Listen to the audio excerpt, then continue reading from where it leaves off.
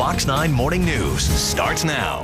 Well, still to come this morning on the Fox 9 Morning News, cold and flu season is just around the corner. We're going to have some tips on how to stay out of the doctor's office. Welcome back. Time right now is 7:45. Now, nobody wants to end up in the doctor's office this season fighting a cold or even worse, the flu. So what can you do to make sure you stay healthy? Well, joining us this morning is Dr. Karin Evan from Ear, Nose, and Throat Specialty Care, which has clinics in Minneapolis and Coon Rapids. Good morning, doctor. Good morning, Tom. You sound well.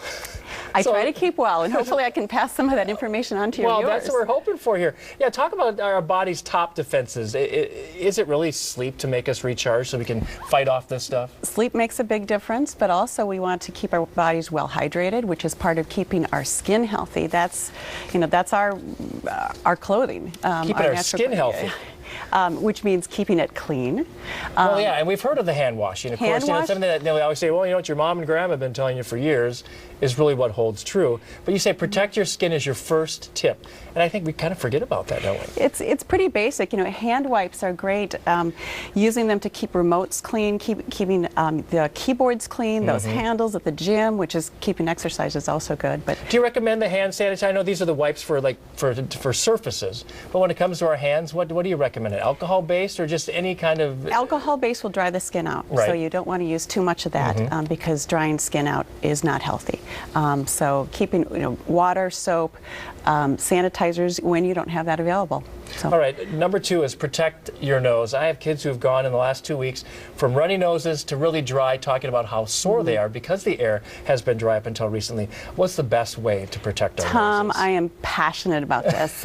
Well, it can really affect your quality of life. It really is. I take care of pretty complex sinus and issues, but the same thing holds for all of us.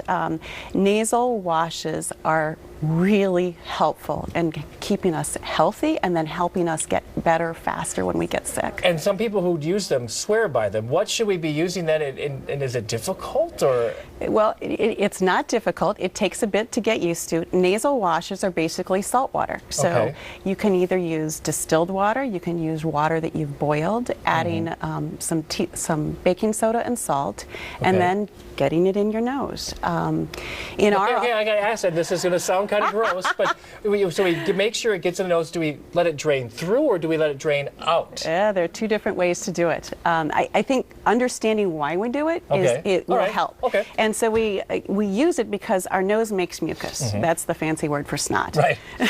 And it catches. It's too medical for the show, so just say snot. It's not. Yeah. That catches our mucus, catches viruses, bacteria, pollen, and then it flows out. Right. We don't even notice that happening when we're healthy.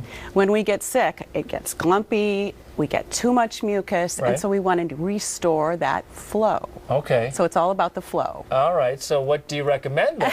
Do you recommend draining her through or out? Either. Okay. And it's personal preference. Okay. That is so critical. If you can't get used to it, you don't like what you're using, you won't use it. So there are squeeze bottles. Right. Some people have heard about neti pot. Yeah. Yep. Alkalol is actually the only non-prescription medicated additive. That's the one right here, Jeff. Yeah. It's and they have a great little nasal cup that flows in and around. So what you're saying is it's going to take some practice. It takes some practice for people to do. So don't give up on them. All right. There's some new 2012 medical guidelines. Being that we are talking about these nasal rinses real quickly, what should we know about those? We in the healthcare industry have felt for years that nasal rinses and nasal washes, nasal irrigations have been helpful. In the last few years, scientific data has backed that up. And so there is research in our scientific literature that says, yeah, it really does help to restore that flow. But just try it and just don't quit after the first time. Don't quit after the first time. Well, we're just about out of time. You said hydrate, obviously, for your insides and for your skin. This is the ultimate question people always ask, when should people head to the doctor for a cold or the flu?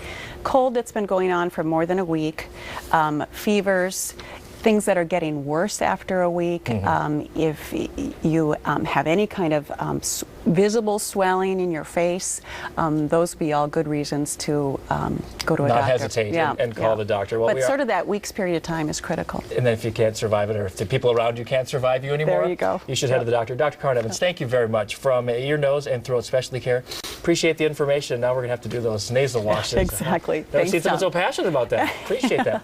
Time right now is 7:49. Time to check on that forecast with Marina. I'm a firm believer in the neti pot.